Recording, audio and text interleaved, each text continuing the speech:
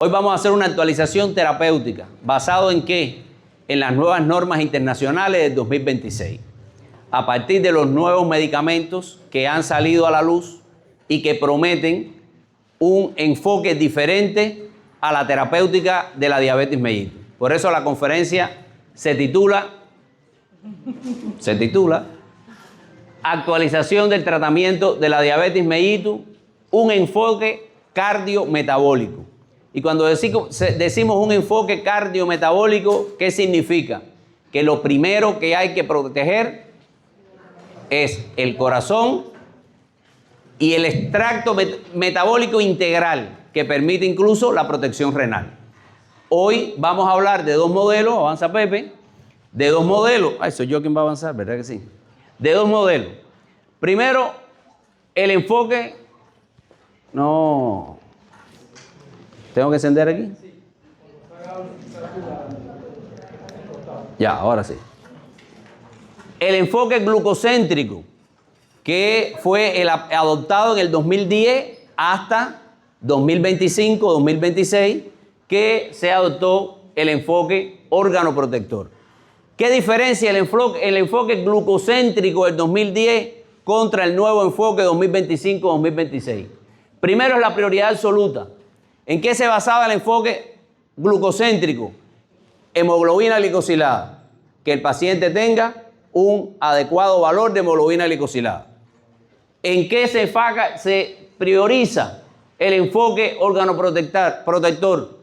Preservar ¿qué? La función de órganos vitales y proteger la vida.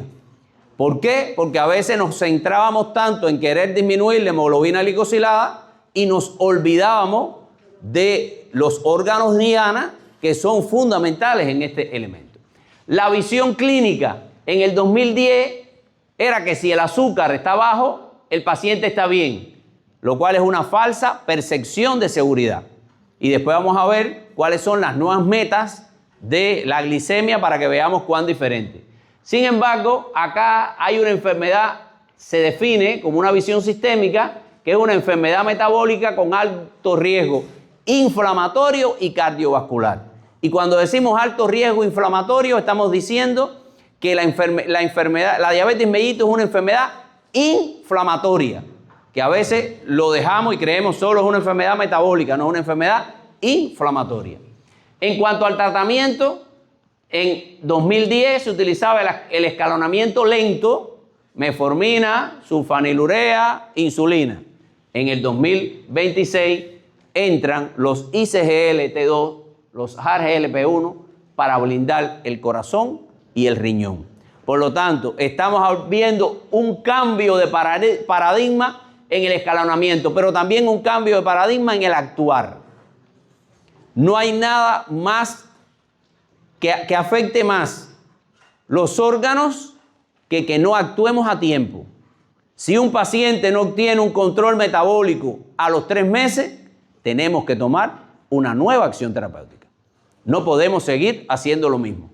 Por lo tanto, la consecuencia de este enfoque glucocéntrico es una mortalidad persistente por infarto y diálisis pese a control glicémico. No, yo mantengo control, mantengo la hemoglobina glicosilada y a pesar de eso tenemos un aumento de los infartos y tenemos un aumento de la enfermedad renal crónica. Sin embargo, la meta final de este nuevo enfoque órgano-protector es reducir la mortalidad cardiovascular y la progresión a la insuficiencia renal crónica.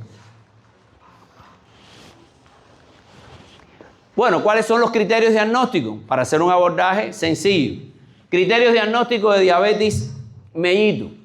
Primero, una glicemia en ayuna de más de 126, mayor o igual de 126 miligramos por decilitro, o lo que es lo mismo, 7 milimoles por litro. Una hemoglobina glicosilada que tiene que ser por debajo de 6,5 para que esté bien, por encima de 6,5 es un criterio de diabetes. Una prueba de tolerancia a la glucosa con una carga de 75 gramos, a las 2 horas mayor o igual de 200 gramos, y una glicemia al azar con síntomas de más de 200 miligramos por decilitro. Es importante que para tener diagnóstico tiene que cumplir ¿qué cosa? 2 pruebas positivas excepto en el caso de la glucemia a la sal con síntomas. Cuando yo tengo una glicemia a la sal con síntomas, ya no tengo que hacerlo, ya objetivamente estoy diagnosticando la diabetes. Por lo tanto, las 4 P de la hiperglicemia, polidixia, poliuria, polifagia y pérdida de peso. Esto, aunque está descrito en la práctica clínica, no es tan así. Es muy raro que te llegue un paciente con las 4 P, pero busca una de las 4 P. No necesariamente tienen que estar las 4 P presentes. Ahora, en el caso de la diabetes mellitus tipo 1, y vamos a hacer pinceladas de esto porque no tenemos todo el tiempo. En el caso de la diabetes tipo 1, primero, fisiopatológicamente, el origen es autoinmune, destrucción selectiva de las células beta de los islotes del ángima. Por lo tanto, hay un elemento multifactorial.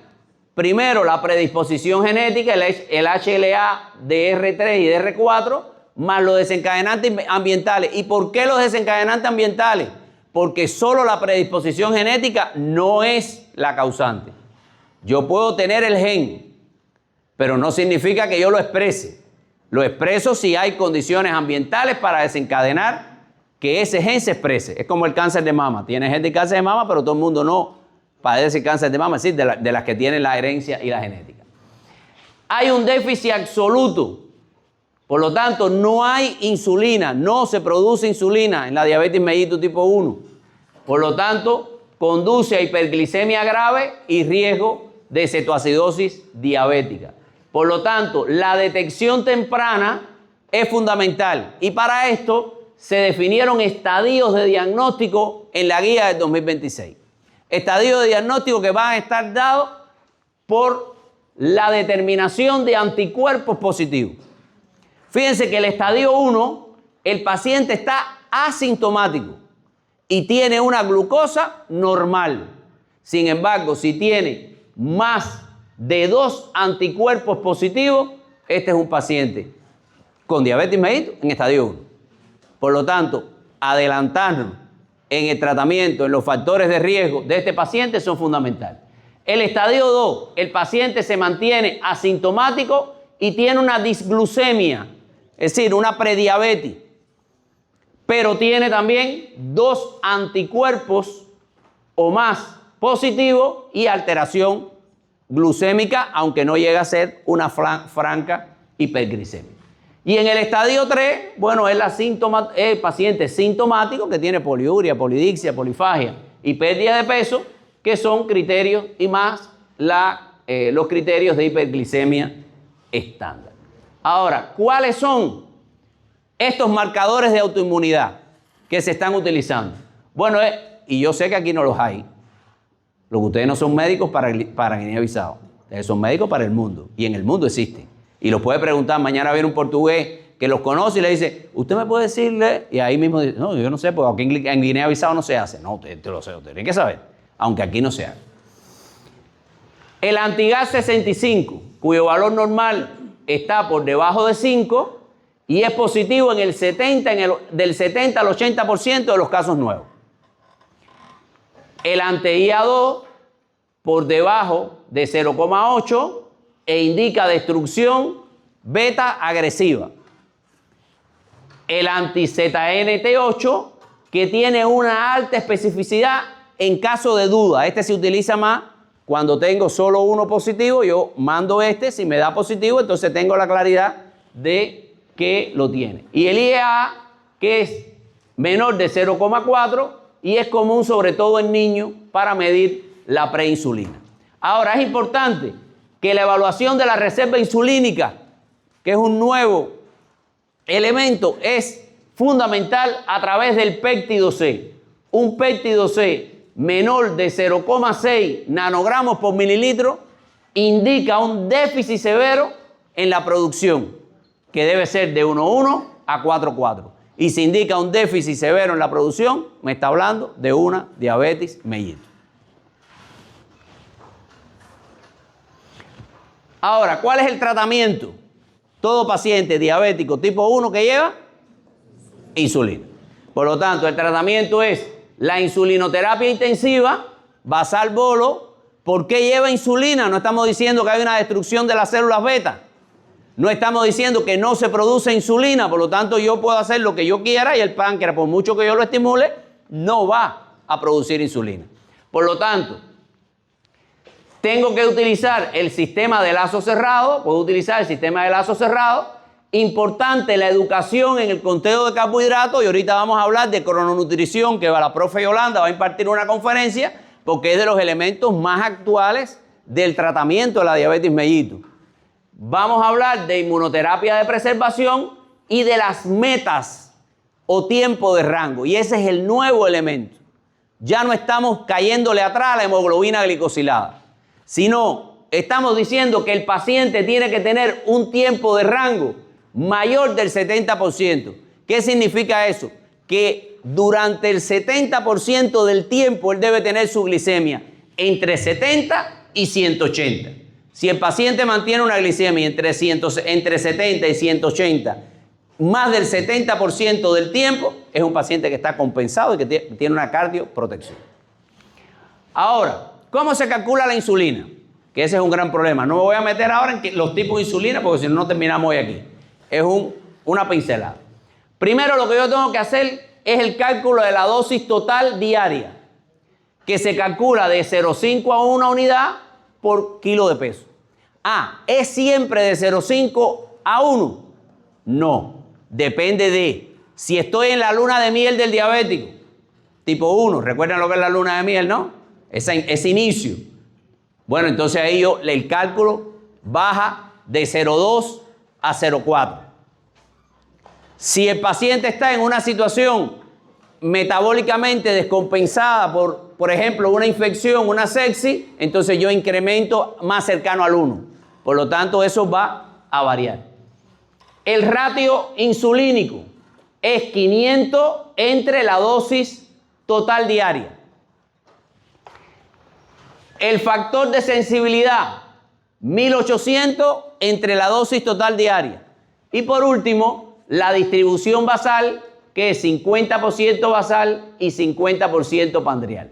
Y entonces eso me lleva a calcular la fórmula del bolo total de insulina, que significa gramos de carbohidrato entre el ICR, es decir, el ratio insulínico, más la glicemia actual, menos la glicemia meta que yo me estoy proponiendo, porque cada paciente tiene una glicemia meta que yo me tengo que ir proponiendo, que no siempre va a ser la misma y va a depender del deudo del paciente, va a depender de un grupo de elementos. Entre, ¿qué cosa? La FCI. Eso me da que un paciente de 70 kilogramos, por ejemplo, con un ICR de 2 y un FCI de 43, cuando yo lo calculo le tocan 7.3 unidades de insulina. ¿Ya? Entonces, existen en estos momentos, y es importante que lo conozcan, las insulinas basales semanales, el ICODEC. Estas son insulinas que se inyectan una vez a la semana y que tienen muy buenas respuestas. Aquí no existen, por supuesto. Y además son muy caras. Por lo tanto, igual que existen las bombas de insulina permanentes, donde la insulina va llegando al torrente sanguíneo según los niveles de glicemia. Es decir, es monitorizado el paciente, que eso aquí tampoco existe. Vamos para diabetes tipo 2. Resistencia y fenotipado. Un nuevo concepto, fenotipado. Primero, ¿qué hay en la diabetes tipo 2? Una resistencia a la insulina. ¿Qué es una resistencia a la insulina? No me dejan que la insulina entre.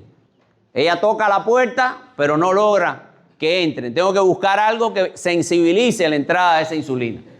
Y la disfunción de las células beta, es decir, es el deterioro progresivo de la capacidad secretora del páncreas.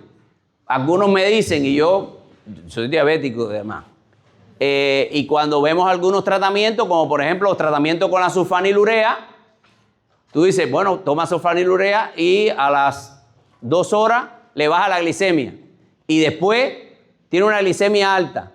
¿Por qué? Si a las 2 horas la tenía bien y no comió más nada, Bueno, hay que revisar ahí cuánto exprimió el páncreas esa sulfanilurea, que lleva a que ya el páncreas esté agotado, y entonces cuando necesita dar una respuesta, no tiene cómo dar la respuesta. Y entonces ahí está la causa fisiológica. Ahí vamos a revisar el tema del fenotipado con el péptido C. Se dice que según la fase clínica, y ahí vemos los números de péptido C, en la inicial, el péptido C está elevado cuando está por encima de 4,5. Significa esto que el páncreas está en sobreesfuerzo. Por lo tanto, la conducta médica es sensibilizadores y cambios en los estilos de vida. Si estamos en una etapa de equilibrio, donde el péptido C está normal, porque está entre 1,1 y 4,4, hay una deficiencia relativa. Por lo tanto, lo que se sugiere es la combinación terapéutica. Y si está avanzada, es decir, es un péptido C bajo, por debajo de 1, hay un páncreas agotado completamente y es obligatorio poner insulina. Por eso algunos se preguntan, ¿y cuándo se pone insulina en el diabético tipo 2? Aquí está la respuesta. Por el fenotipado. Si yo veo que este paciente está con un páncreas completamente agotado, no tengo que seguir insistiendo en incrementar medicamentos. Lo que tengo es que ir directamente a la insulinoterapia.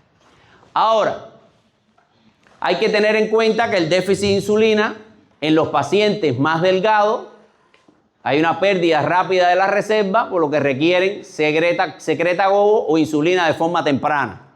Sin embargo, en el caso de la obesidad, hay que utilizar sensibilizadores como los GLP-1, que van a ayudar muchísimo, porque recuerden que ellos, dentro de sus funciones, también ocurre la pérdida de peso, es decir, traen consigo la pérdida de peso. Ahora, la crononutrición, que va a hablar Yolanda, yo solo voy a dar una pincelada.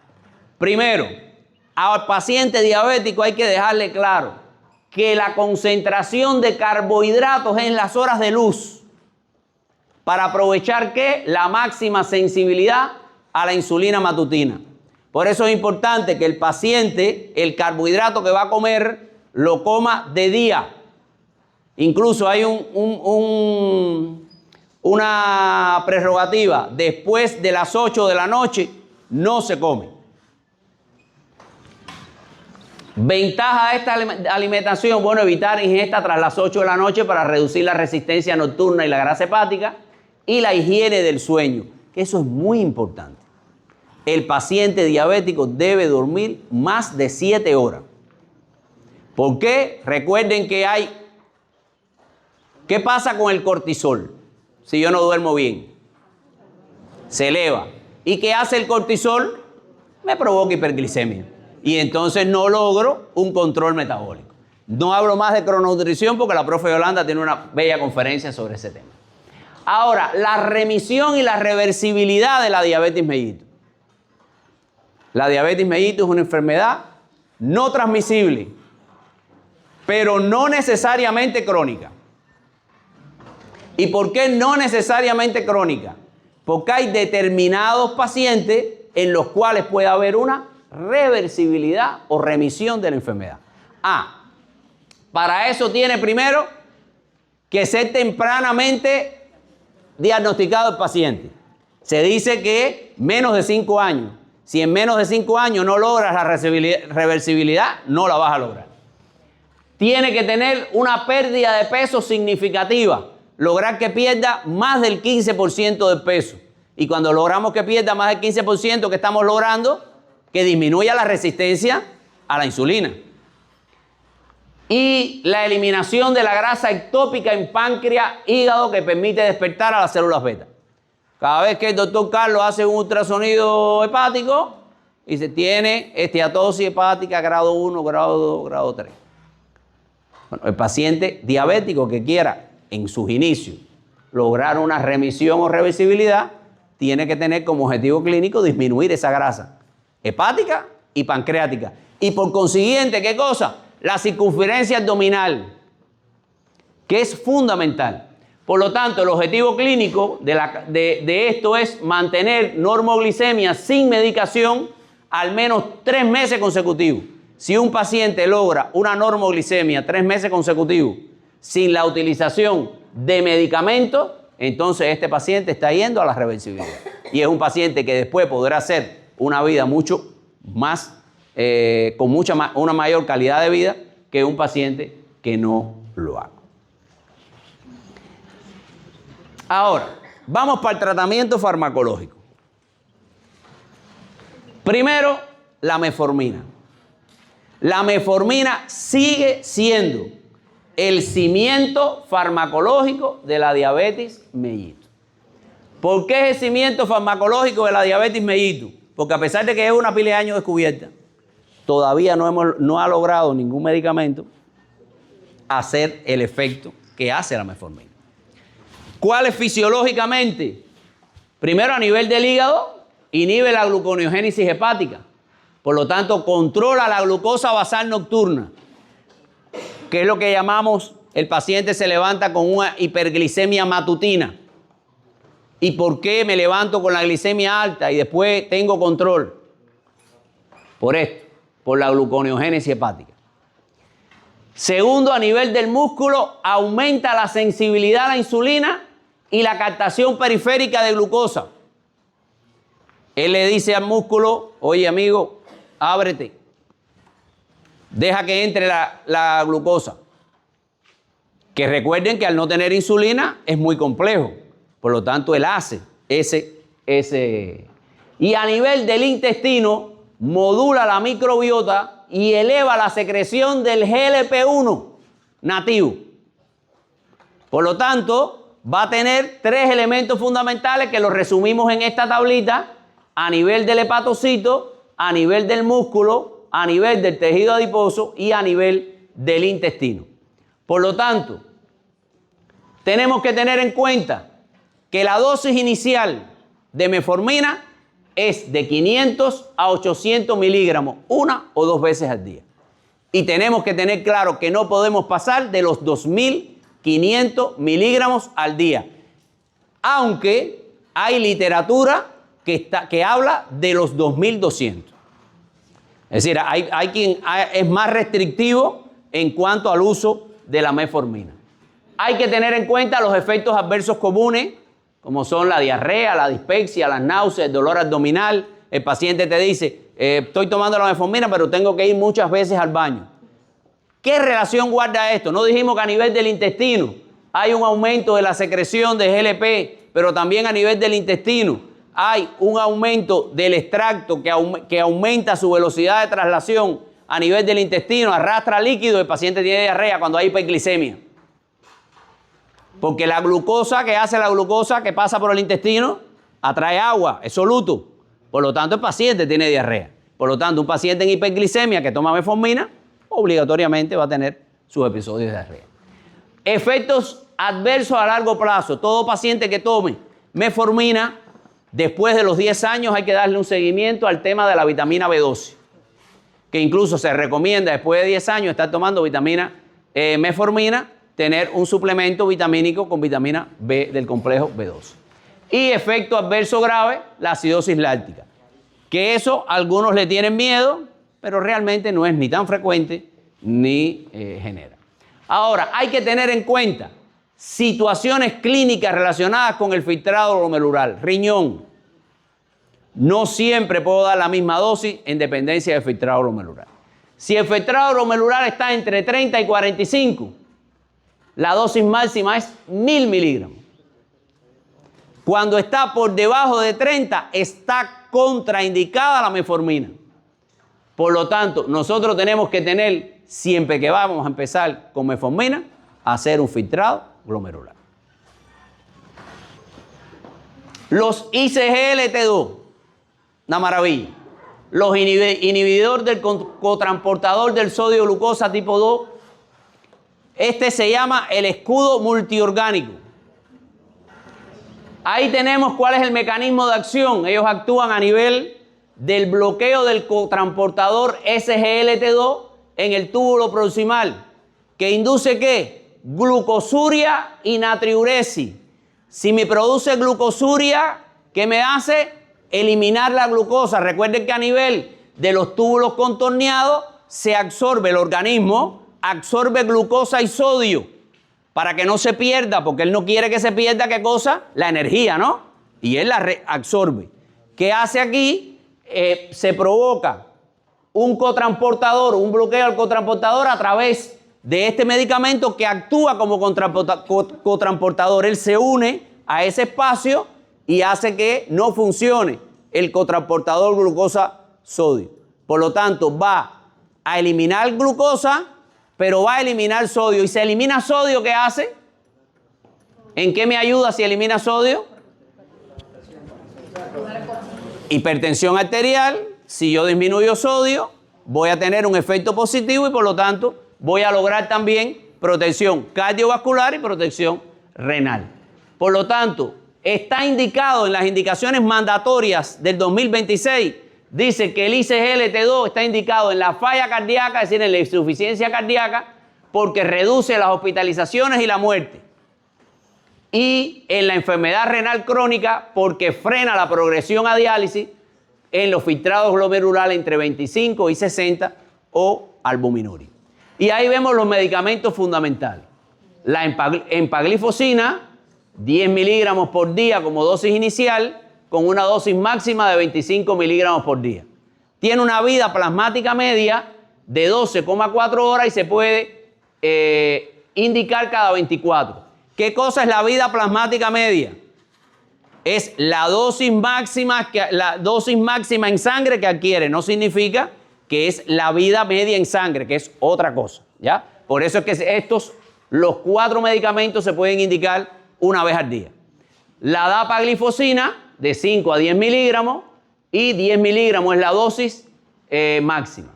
La canaglifosina, 100 miligramos por día, se puede llegar a 300, y la ertuglifosina, 5 miligramos por día, y se puede llegar a 15. Empaglifosina y dapaglifosina hay en Guinea-Bissau. Por lo tanto, se conocen como otros nombres, Forxiga, en el caso de la dapaglifosina, es decir, que se pueden encontrar en la farmacia sin ningún tipo de problema. Por lo tanto, este medicamento me permite la protección cardiorrenal prioritaria, independientemente del control glicémico. Por lo tanto, fíjense qué importante es este medicamento. Vamos entonces para las incretinas. El poder de las incretinas. Ahí viene el mecanismo de acción de los agonistas del receptor de GLP-1. No habíamos dicho que la metformina activaba la liberación de GLP-1 nativo a nivel del intestino y era beneficioso. Bueno, pero ese de la metformina es una acción muy pequeña. Este sí es directamente el antagonista de ese receptor de GLP-1. Por lo tanto, ¿qué me va a hacer este? Primero, la mayoría son subcutáneos, aunque existe oral. Es decir, la semaglutide existe semicutánea y oral. Subcutánea y oral. A través de los receptores de GLP-1, ¿qué me va a producir a nivel del páncreas, a nivel de las otras células alfa y las células beta, a nivel de las células alfa? Aumento de la secreción de insulina, dependiente de glucosa, aumenta la glucosa, él me va a estimular que produzca más insulina, y la disminución de la secreción de glucagón, también dependiente de la insulina. Y a nivel del estómago, me va a ayudar a un retraso del vaciado gástrico, y si me lleva a un retraso del vaciado gástrico, ¿qué hace? Me siento repleto, estoy saciado, por lo tanto no como más, que es uno de los grandes problemas. Se reduce la producción de glucosa porque disminuye la gluconeogénesis y la gluconeogenólisis y tiene un efecto central sobre el apetito a nivel nervioso. ¿Por qué? Porque activa los centros de saciedad y los centros de hambre con el aumento de la saciedad y la reducción del apetito. Este es un medicamento que consigue disminuir cerca del 15% del peso. El paciente que lo toma. Aquí hay quien toma para bajar de peso. Entonces, por lo tanto, el resultado clínico potencial es mejorar la glicemia, reducir el peso corporal y va a tener beneficios cardiovasculares y renales. Ahora, ¿cuáles son los medicamentos fundamentales? La liraglutide, que es subcutánea, 0,6 miligramos al día, con una dosis máxima de 1,8 y se puede utilizar cada 24 horas. En el caso del semaglutide tenemos dos, subcutáneo y oral. En el caso del subcutáneo se utiliza cada 7 días de 0.25 a 2 miligramos como dosis máxima. Y en el caso del oral de 3 miligramos a 14 miligramos y se utiliza cada 24 horas. Ahora, en el caso de la dalaglutide se utiliza, que también es subcutánea, de 0.75 a 4.5 días y se utiliza igualmente cada 7 días. ¿Cuál es lo bueno de este medicamento? Que al utilizarlo cada 7 días el paciente tiene que pincharse menos y por lo tanto, desde el punto de vista de la calidad de vida del paciente, es mucho mejor. Vamos para el doble poder. Este es un medicamento y pudiéramos decir en estos momentos uno de los medicamentos más completos en el tratamiento de la diabetes. Primero, porque es un agonista dual, tanto de los receptores GIP como de los GLP-1. Por lo tanto, me actúa doble. ¿Cuál es el mecanismo de acción? A nivel del GIP, actúa sobre el páncreas, aumentando la secreción de insulina dependiente de glucosa, y a nivel del tejido adiposo, aumenta la sensibilidad a la insulina, aumenta la captación y el almacenamiento de lípidos y disminuye la inflamación. Y a nivel del receptor GLP-1, lo mismo que habíamos hablado ahorita de él cuando hablábamos de la RGLP-1. Por lo tanto, este mecanismo dual, primero, reduce potentemente la hemoglobina glicosilada. Segundo, reduce significativamente de peso. Este es el medicamento que más reduce de peso al paciente. Tercero, disminuye la glucosa en ayuna y postprandial y mejora los perfiles lipídicos. Si mejora el perfil lipídico, si el paciente baja de peso, si controla la hemoglobina glicosilada, no protege el riñón, no protege el cardiovascular, no protege el sistema nervioso. Por lo tanto, es un medicamento muy completo. ¿Cuáles son? Bueno, se dice que hay una reducción de más del 20% del peso corporal. Fíjense qué nivel tan importante. Bueno, aunque ya hablamos de los actuales y de los más modernos, tenemos que ubicarnos en Guinea-Bissau. ¿Ya? Y vamos a los medicamentos de segunda línea en el mundo, pero todavía son de primera línea en Guinea-Bissau. Primero la sulfanilurea, la glibencamida, la gliclazida y la glimepirida. Ahí vean las dosis habituales y la duración del efecto. ¿Qué hay que tener en constante con la sulfanilurea? El agotamiento prematuro de las células beta y el alto riesgo de hipoglicemia grave en ancianos. ¿Qué diferencia los medicamentos de primera línea de los que hemos hablado hasta ahora con estos medicamentos de segunda línea? Que los de primera línea no me provocan hipoglicemia y estos sí me provocan hipoglicemia. Y recuerden, cuando un paciente llega a cuerpo de guardia inconsciente, yo le administro antes de hacerle la glicemia glucosa. Si tiene una hiperglicemia, yo no lo voy a matar, yo lo voy a tratar y después le bajo la glicemia. Si tiene una hipoglicemia, le salvé la vida. Por lo tanto, porque la hipoglicemia, miren, si no llega aquí arriba, las neuronas mueren y si las neuronas mueren no se regeneran. Por lo tanto, tiene una causa fundamental. Ahí está la meglitinida, que ahí está, esta yo no la he visto. Aquí no sé si existe, clínicos existe aquí, yo no la he visto. Y ahí vemos hasta los inhibidores de la alfa-glucosidasa que actúan a nivel del intestino. ¿Cuál es el objetivo de estos medicamentos en el 2026? Lograr una prioridad en la hipoglicemia cero y protección de órganos sobre la simple bajada de glucosa.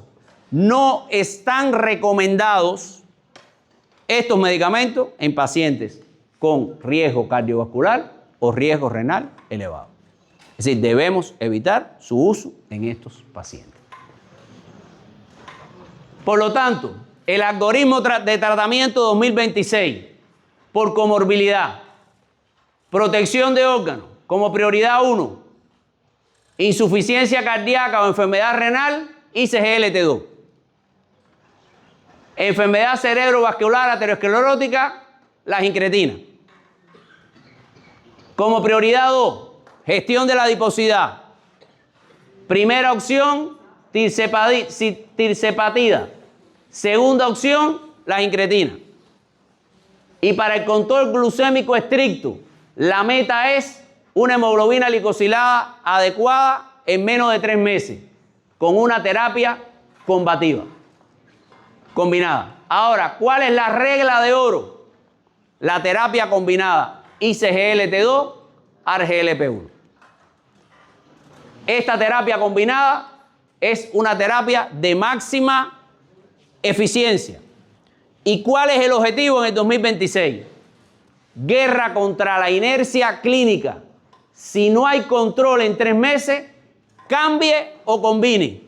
No siga elevando dosis del mismo medicamento. Por lo tanto, si nosotros logramos eso, vamos a lograr que este paciente obtenga el objetivo. Miren el objetivo aquí. El 70% tiene que estar en tiempo de rango. La glicemia entre 70 y 180.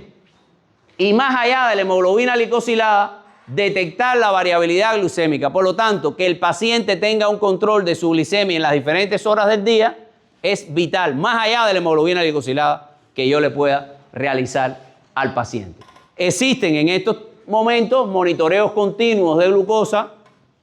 Aquí no lo he visto, pero en el mundo el paciente se pone su aparatico y automáticamente le va diciendo su nivel de glicemia, le pita si la glicemia sube y el paciente va a saber cómo tiene que ir regulando su tratamiento.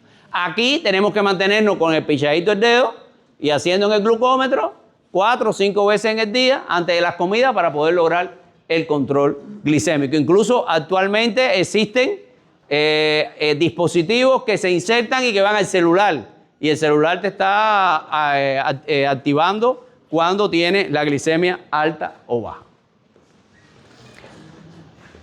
Aquí la detección precoz de las complicaciones y la salud mental.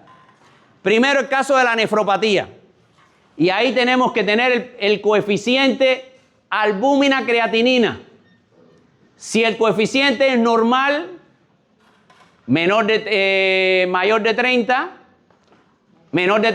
el seguimiento anual es estándar. Yo lo hago cada una vez al año. Si me da por debajo de 30, una vez al año. Si me da entre 30 y 300, ya me está diciendo que hay microalbuminuria. Por lo tanto, este paciente tiene una alerta roja y debo comenzar inmediatamente con los ICGLT o IECA-ARA en el caso de los pacientes hipertensos para lograr una nefroprotección. Y si tiene más de 300 y hay una macroalbuminuria y hay un alto riesgo de progresión a diálisis y debe una optimización agresiva tanto de la tensión arterial como del tiempo de rango. Por lo tanto, tengo que ir ¿a qué? A los medicamentos más avanzados en cualquiera de los dos elementos. La retinopatía, fondo de ojo, aquí tenemos a nuestra oftalmóloga. La evaluación anual es mandatoria. Todo paciente diabético y todo paciente hipertenso tiene que hacerse una vez al año un fondo de ojo. ¿Ya? Y la salud mental, el distrés por diabetes. La diabetes es una enfermedad que provoca distrés en el paciente. ¿Por qué? Porque es un paciente que se siente estresado porque, por ejemplo, debe dejar de comer un grupo de cosas, debe de controlar un grupo de elementos dietéticos que son muy difíciles de controlar. Como que le digas a un guineano, tienes que disminuir el consumo de arroz, cuando el arroz aquí es el oro. Entonces, todo eso es muy complejo. Por lo tanto, tenemos que lograr el distrés y la depresión. El distrés es el agotamiento emocional de vivir 24/7 con una enfermedad. La evaluación anual, ahí se utilizan escalas rápidas para medir el nivel de distrés de los pacientes y se ha definido que el distrés guarda una altísima relación con la elevación del cortisol, lo que descontrola la glucosa basal. Por lo tanto, si es importante ponerle ICGLT2, las incretinas, es importante el control del distrés emocional del paciente, porque podremos ponerle ICGLT, el paciente sigue elevando el cortisol y sigue con elevadas cifras de glicemia. Por lo tanto, para concluir, los compromisos clínicos de el 2026, primero es la visión sistémica. La diabetes es una patología endotelial e inflamatoria con impacto multiorgánico, por lo que el tratamiento debe ser tan sistémico como la enfermedad misma. Tengo que ir a la fisiopatología de la enfermedad y ir a atacar los elementos que la condicionan. La guerra contra la inercia clínica. Si el paciente a los 3 meses no está controlado, cambia. Y el humanismo y el empoderamiento. Tratamos personas, no números. La educación y la empatía son las herramientas clave para que el paciente sea dueño de su propia salud. No le digas al paciente, no le des el pescado. Enséñalo a pescar. Dile cómo él se puede controlar. Si logramos que los pacientes se empoderen en salud pública, vamos a lograr el control de enfermedades como la diabetes mellitus. Muchas gracias.